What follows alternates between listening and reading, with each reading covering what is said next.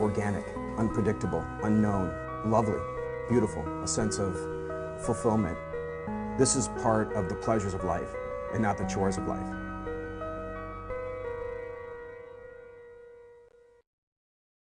Thanks for tuning in to Daily Iowan TV, your television news, sports, and weather source for the Daily Iowan.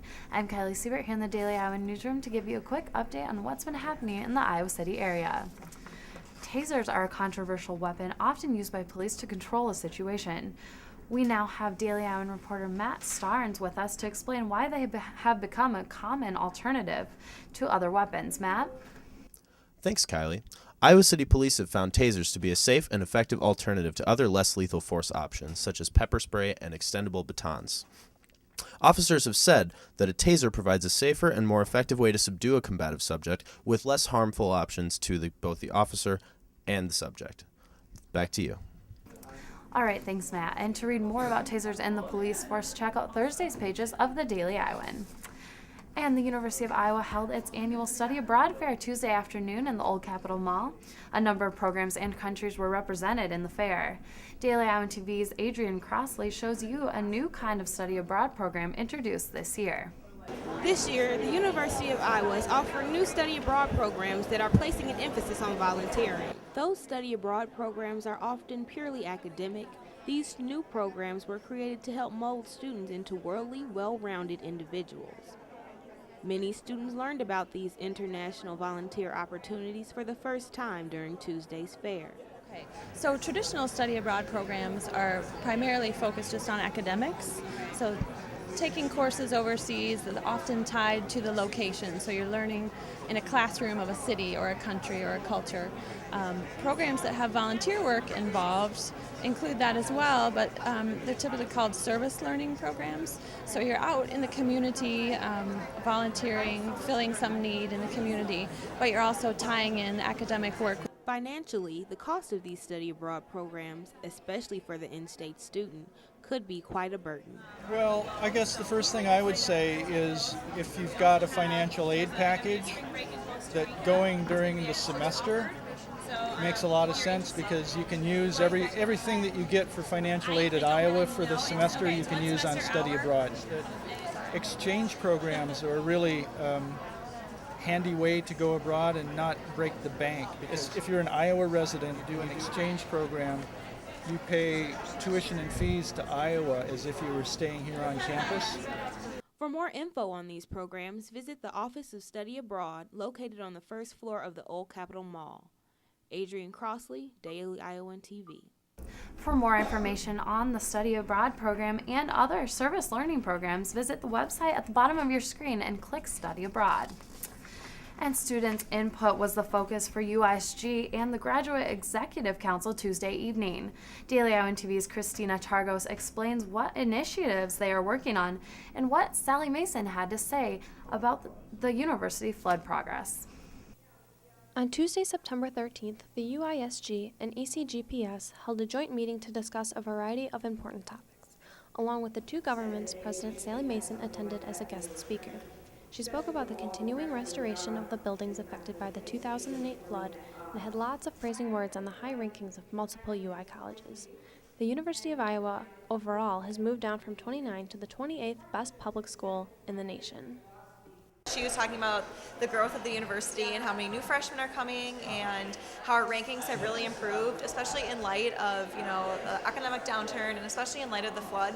It's just really a really great thing that she addressed. The UISG is working on student safety by trying to start a free safe cab for both genders. The ECGPS is also working for student safety by working to expand Night Ride and be able to bill cabs to the university bill. And lastly, the Big Ten Sportsmanship and Spirit Fan Code has come up with an agreement for all Big Ten universities to create a more positive game day atmosphere. Christina Targos, Daily Iowan TV. Sally Mason estimated flood costs at nearly $1 billion at this time. And alcohol on public parks was the main discussion at the Park and Recreation meeting on Wednesday. The Terry True Blood Recreation Park Lodge plans to open within the next year. This venue is a potential place for wedding receptions and other organizations' functions, and whether the Park and Recreation Council provides the permit is up for debate. Allowing alcohol in public parks was suggested after senior centers and the public library requested having alcoholic events on a number of occasions. The next meeting to discuss options will be in late December or early January. And now for all things Hawkeye sports, let's send it over to Daily Iowan TV sports reporter Ian Martin. Ian?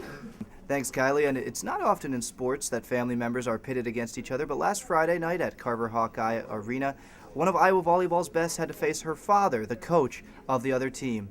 Daily Iowan TV's Tyler Culver has more.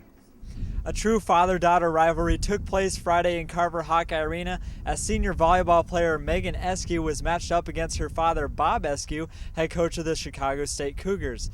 Bragging rights were on the line for each of them, which Megan won as the Hawks swept the Cougars in 3 matches. You know, Megan is a fierce competitor. I'm a fierce competitor. She takes after me.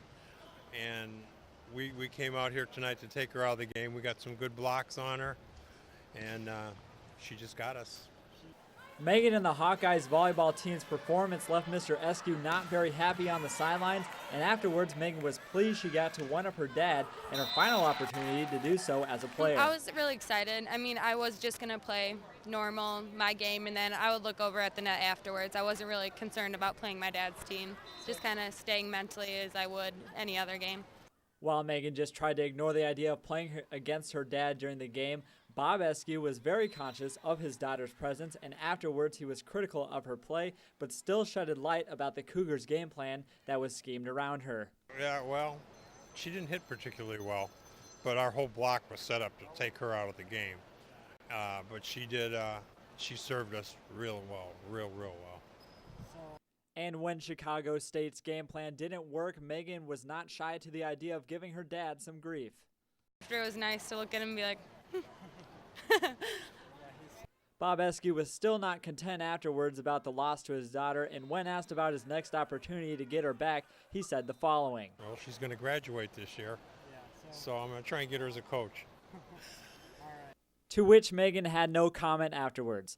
But that's just how it is with an in-house rivalry. Tyler Culver, Daily Iowan TV Sports. And the Hawkeyes would win their next 2 games of the weekend, and this weekend travel to New York City for a 4-game set. And Hawkeye fans can only see their black and gold play 13 Saturdays out of the year. But for those craving more Iowa football, they can now turn to Sunday's DITVs. Shane Carney tells us which Hawkeyes made the cut this fall. If you were to ask the average college football fan who produces the best NFL prospects, they might mention schools like Ohio State, Alabama, Florida, or USC. But during the Kirk Ferentz era, the Iowa football program has made their case to be in the discussion as well. Just from last year's team, 8 players took the next step in their football careers, making NFL rosters. 6 of those players were taken in the 2011 NFL Draft, Adrian Claiborne being the only first-rounder. In his press conference last week, head coach Kirk Ferentz commented he was pleased with his former players' success. This was a cut weekend, so a lot of guys really either making the team or being on practice squads, I think, with good futures. Really happy for him. Those 8 guys joined a proud group of Iowa players already in the NFL, bringing the total to 41 former Hawkeyes now on NFL rosters. Yeah, at the end of the day, it's really a byproduct of them having good careers here and playing well at their given positions and you know, doing a good job off the field too. That really enhances, I think, everybody's chance to have a good career in the NFL. Over the past 12 years, 98 out of 114 of Iowa's senior starters have either been drafted or signed free agent contracts to play in the NFL. Hopefully these numbers continue to rise and we see more Hawkeyes playing on Sundays. I'm Shane Carney, Daily Iowan TV Sports. Thanks, Shane. And for all those Hawkeye players, persistence does pay off. Of course, last week, former Iowa Hawkeye Chad Greenway, who graduated in 2005, signed a 5-year, $41 million contract to play for the Minnesota Vikings. That is some big money. That's all for sports. Back to the other side of the newsroom for the rest of news. And only with Daily Iowan TV can you get a sneak peek into Thursday's pages of the Daily Iowan. Read about the UIHC's placement on the list of top hospitals in terms of new technology. Plus, see what numbers the Partnership for Alcohol Safety released regarding emergency phone calls on Wednesday. And before we leave you, let's take a look at your local weather forecast. Keep your jackets out. Thursday is going to bring more cool weather with a high of only 59 degrees and a low of 42 degrees. For the rest of the weekend, you will see highs in the 60s, reaching up to 66 for your Hawkeye game day. And the beginning of next week, you will see warmer temperatures again in the 70s. And that's all the time we have for this edition of Daily Iowan TV. You can tune in Thursday at the same time or check us out online at dailyiowan.com. Thanks for tuning in, and for Daily Iowan TV, I'm Kylie Sebert.